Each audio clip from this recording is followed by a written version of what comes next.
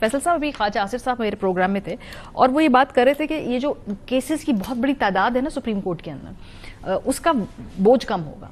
और दूसरा उन्होंने बात की कि जजेस की पोस्टिंग, ट्रांसफर, अपॉइंटमेंट, बहुत सारे तरीकेकार जो हमारे हमसाया मुल्क भारत के अंदर भी राइज है।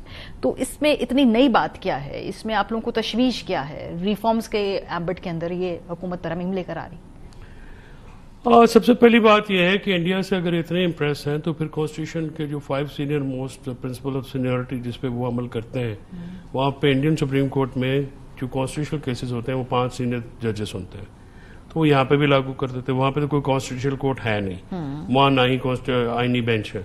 वहाँ पे तो वही सुप्रीम कोर्ट है और वही फैसले करती है और उसमें उन्होंने एक सीनियरिटी का प्रिंसिपल अडॉप्ट करके ये मामला रिजॉल्व किया है। सेकेंडली 27th अमेंडमेंट से मारिया, मैं आपको बिल्कुल यकीन मुहक्कम के साथ बता सकता हूँ कि पाकिस्तान में जमहूरियत, पाकिस्तान में जुडिशरी और पाकिस्तान में सिविल सुप्रीमेसी बैरी हो गई है और उसको दफन कर दिया गया है।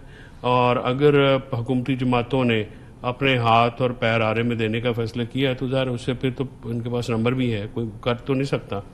पहली बात तो ये है कि आप आइन साजी करते हैं तो आपका मैंडेट होना चाहिए।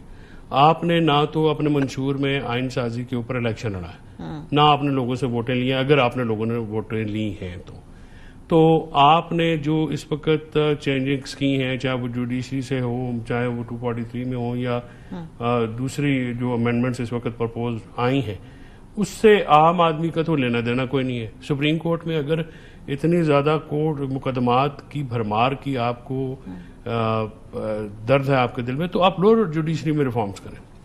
लोअर कोर्ट वो कोर्ट है जहाँ पे 95% मुकदमे आते हैं।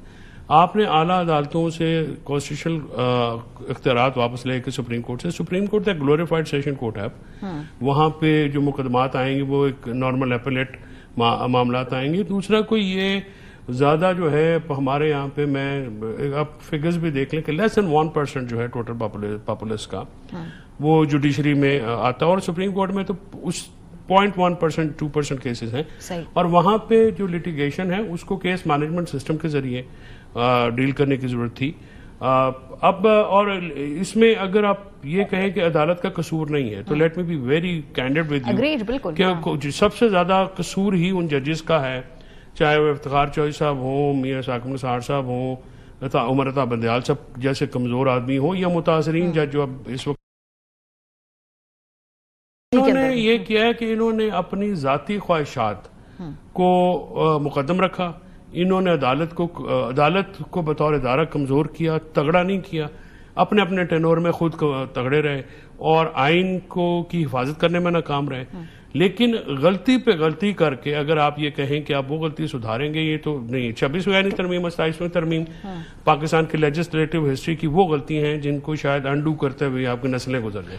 नहीं तो इसमें जो जिक्र कर रहे हैं कि जी ये आप लोग गलत फहमियाँ हैं, इसमें जो एक्सपेक्टेंसी रेट है उसको वो किस तरह से मैनेज करेंगे, वो तो कह रहे हैं कि इसमें कोई मसला नहीं है आपको। नहीं, वो इसलिए ना कि वो तो ये कहेंगे ना, तो वो तो अगर वो नीयत बदरा बहाना बस यार, वो ये होता है कि अगर नीयत खराब हो तो जब अगर आपको वाकई पहले 26वीं तरमीम में भी इन्होंने ये किया था, कॉन्स्टिट्यूशनल बेंच बनाया तो उसने क्या किया, लोग जजेस के अंदर तासुब और लड़ाई जो है वही ज्यादा हुई है, उससे अलावा तो कुछ नहीं हुआ। अब मुझे बताइए ना, मेरा और आपका या आपके इर्द गिर्द जितने भी जाने वाले कितने लोग सुप्रीम कोर्ट में जाते हैं? ज़ाहिर है वो बहुत ही शाज़ नाज़र, हमारा तो क्योंकि काम है तो हम ज्यादा उन लोगों से मिलते हैं, बट इट इज जो सुप्रीम कोर्ट एक तो लोग अफोर्ड नहीं करते, दूसरी बात यह कि लोअर कोर्ट जो हैं वो हैं प्रॉब्लमैटिक। सिविल लिटिगेशन, अब लोगों के फ्रॉड के केसेस हैं, लोगों के लेन देन के केसेस हैं, वो सालों लग जाते हैं, जायदाद के केसेस हैं। अब उनको एक्सपीडिशन करने के लिए क्या कर रहे हैं? आपने क्या जेल रिफॉर्म्स की हैं? क्या आपने लोअर कोर्ट्स के साथ आपने जो सिर्फ अदालतें नहीं है, आपने इन्वेस्टिगेशन में क्या रिफॉर्म्स की हैं? आपने जो असल में जो प्रॉब्लम ये होता है कि एडजुडिकेशन जो है वो एक लिम्ब है क्रिमिनल एडमिनिस्ट्रेशन जस्टिस सिस्टम का, या जस्टिस सिस्टम का।